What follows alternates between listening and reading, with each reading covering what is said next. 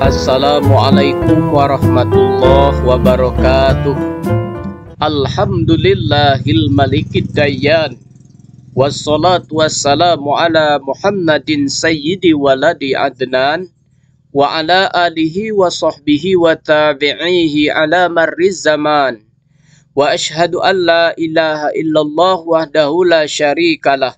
Al-munazzahu anil jismiyati wal jihati wal zamani wal makan. Wa ashhadu anna sayyidana Muhammadan abduhu wa rasuluhul lazi kana khuluquhul Qur'an amma ba'du. Ibadar Rahman, fa inni usikum wa nafsi bitaqwallahil mannan al-qa'ili fi kitabihil Qur'an. Wa man a'rada an zikri fa inna lahu ma'isatan donka wa nahsuruhu yaumal qiyamati a'ma. Ma'asyiral muslimin rahimakumullah, mengawali khutbah Jumat pada siang hari yang penuh keberkahan ini, khatib berwasiat kepada kita semua, terutama kepada diri khatib pribadi, untuk senantiasa berusaha meningkatkan kualitas keimanan dan ketakwaan kita kepada Allah Subhanahu wa Ta'ala dengan melakukan semua kewajiban dan meninggalkan seluruh yang diharamkan. Kaum muslimin, jamaah salat Jumat rahimakumullah. Tema khutbah pada hari ini adalah tentang kehidupan alam barzakh. Allah Subhanahu wa Ta'ala berfirman, Bismillahirrahmanirrahim. Wa man a'rada an zikri fa inna lahu ma'isyatan donka. Dan barang siapa yang berpaling dari beriman kepadaku, maka sesungguhnya baginya kehidupan yang sempit. Quran Surah Toha. Yakni orang yang tidak beriman kepada Allah Subhanahu wa Ta'ala, maka ia akan mendapatkan kehidupan yang sempit di alam kubur. Sebagaimana hal itu ditafsirkan sendiri oleh Nabi Sallallahu Alaihi Wasallam. Rasulullah Sallallahu Alaihi Wasallam bersabda, Al-qabru raudatum min riyadil jannah, au hufratum min hufarin nari. Rawahu Tirmizi. Kuburan adalah seperti salah satu taman surga atau seperti salah satu lubang di neraka. Hadis riwayat At-Tirmizi. Dari Aisyah radhiyallahu anha, ia berkata, aku bertanya kepada Rasulullah sallallahu alaihi wasallam tentang siksa kubur. Maka Nabi menjawab, "Na'am, azabul qabri haq." Rawahun Nasa'i. Iya, siksa kubur itu benar-benar terjadi. Hadis riwayat An-Nasa'i. Jemaah salat Jumat yang berbahagia, siksa kubur adalah di antara perkara yang wajib diyakini dan dibenarkan adanya. Siksa kubur akan ditimpakan kepada orang-orang kafir dan sebagian pelaku maksiat di antara kaum muslimin.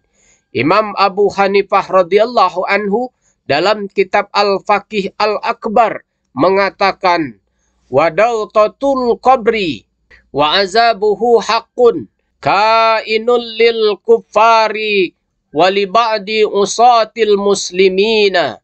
Himpitan kubur dan siksa kubur adalah perkara yang benar-benar ada dan terjadi bagi orang-orang yang kafir dan sebagian pelaku maksiat di antara kaum muslimin. Oleh karena itu, tidak boleh mengingkari adanya siksa kubur. Bahkan mengingkarinya adalah kekufuran.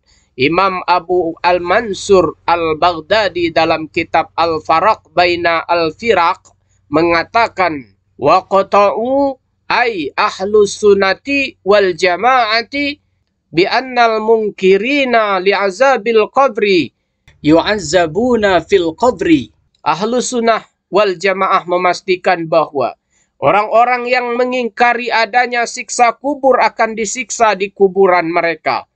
Artinya, karena mereka telah keluar dari Islam, maka akan disiksa di alam kubur. Ma'asyiral muslimin rahimakumullah. Siksa kubur ini terjadi kepada roh dan jasad.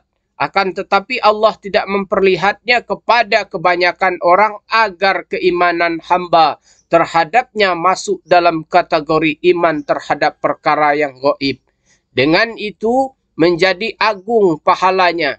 dalil yang menunjukkan bahwa siksa kubur dialami oleh roh dan jasad.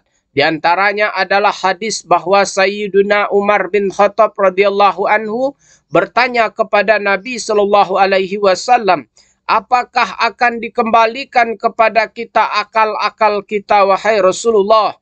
Nabi menjawab, iya, seperti keadaan kalian di dunia ini. Maka Umar bin Khattab pun terdiam dan berhenti berbicara karena dia mendengar informasi yang tidak dia ketahui sebelumnya. Hadis riwayat Ibnu Hibban. Di antara dalil yang menunjukkan adanya siksa kubur adalah firman Allah Subhanahu wa taala, Bismillahirrahmanirrahim. An-naru yu'raduna 'alaiha ghuduwan wa 'ashiya wa yauma taqumus sa'ah adkhilu ala fir'auna asaddal azab. Kepada mereka diperlihatkan neraka pada pagi dan petang. Dan pada hari terjadinya kiamat dikatakan kepada malaikat, masukkan Fir'aun dan kaumnya ke dalam azab yang sangat keras. Yang dimaksud kaum Fir'aun adalah para pengikutnya yang mengikutinya dalam kemusyrikan dan kekufuran. Kepada mereka ini diperlihatkan neraka satu kali di waktu pagi dan satu kali di waktu petang. Dengan itu, mereka dipenuhi dengan rasa takut yang luar biasa. Hal ini terjadi bukan di akhirat, melainkan sebelum tiba di hari kiamat seperti dapat dipahami dari ayat tersebut. Ini juga tidak terjadi sebelum mati. Jadi tidak ada kemungkinan lain selain hal itu terjadi di alam barzah, yaitu rentang waktu antara kematian dan kebangkitan. Ma'asyiral muslimin rahimakumullah. Imam At-Tirmizi meriwayatkan dari Rasulullah sallallahu alaihi wasallam bahwa beliau bersabda yang maknanya, perbanyakkanlah mengingat pemutus kenikmatan-kenikmatan, yakni kematian. Karena tidaklah berjalan satu hari bagi kuburan kecuali ia berkata di dalamnya, aku adalah tempat keterasingan. Aku adalah tempat kesendirian. Aku adalah rumah dari tanah. Dan aku adalah sarang ulat-ulat. Maka ketika dikuburkan seseorang hamba mukmin yang sempurna imannya, kuburan akan berkata kepadanya, selamat datang. Sungguh engkau adalah orang yang paling aku cintai untuk berjalan di atasku. Jika hari ini aku diperintah mengurusmu dan engkau telah datang kepadaku, maka engkau akan lihat sikap baikku terhadapmu. Lalu kuburan meluas untuk sejauh mata memandang dan dibukakan untuknya pintu ke arah surga. Ketika dikuburkan orang yang fasik atau kafir, maka kuburan akan berkata kepadanya, aku tidak suka akan kedatanganmu. Sungguh engkau adalah orang yang paling aku benci untuk berjalan di atasku. Jika aku diperintahkan mengurusmu hari ini dan engkau telah datang kepadaku, maka engkau akan lihat perilakuku kepadamu. Maka kuburan pun menghimpitnya hingga merapat dua sisinya dan dua sisi rusuknya saling memasuki. Perawi berkata, Rasulullah Shallallahu Alaihi Wasallam kemudian menyatukan jari-jari tangannya dan memasukkan sebagian ke sebagian yang lain.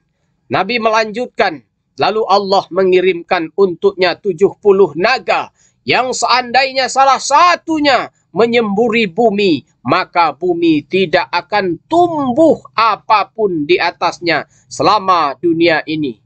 Lalu 70 naga tersebut menggigit dan mencakarnya hingga tiba-tiba hisab kelak. Hadis riwayat At-Tirmizi. Ma'asyiral muslimin rahimakumullah. Di antara siksa kubur adalah himpitan kubur. Dua dinding kubur dari dua arah akan mendekat sehingga tulang-tulang rusuk saling memasuki. Tulang-tulang rusuk yang ada di sisi kanan akan merapat lalu masuk ke tulang-tulang rusuk di sisi kiri. Di antara siksa kubur juga adalah ketidaknyamanan karena gelapnya kuburan dan kesunyiannya yang mencekam. Di antaranya juga pukulan malaikat mungkar dan nakir kepada orang-orang yang kafir dengan palu dari besi yang jika digunakan untuk memukul sebuah gunung, maka gunung itu akan hancur lebur.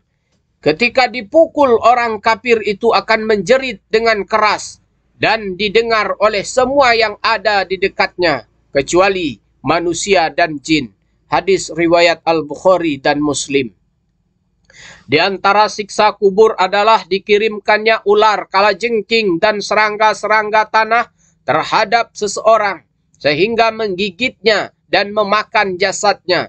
Dikatakan kepada orang kafir, berbaringlah dengan kondisi dicabik-cabik, maka tidak ada satupun binatang melata di bumi kecuali mendapatkan bagian dari tubuhnya. Hadis riwayat Al-Hakim dalam Al-Mustadrak.